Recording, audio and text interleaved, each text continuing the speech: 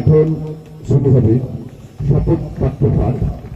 শপথ বাক্য পাঠ করাবেন কলকাতা পুলিশ ট্রেনিং একাডেমির assistant commissioner of police Shri Debashis Das মহাশয়।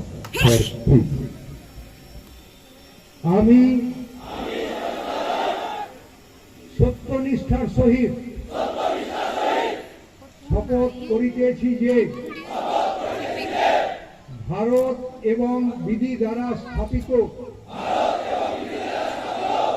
ভারতের সংবিধানের প্রতি আমি অকপট শ্রদ্ধা, আনুগত্য ও নিষ্ঠা পোষণ করিব। ভারতের সার্বভৌমত্ব ও অখণ্ডতা রক্ষা করিব।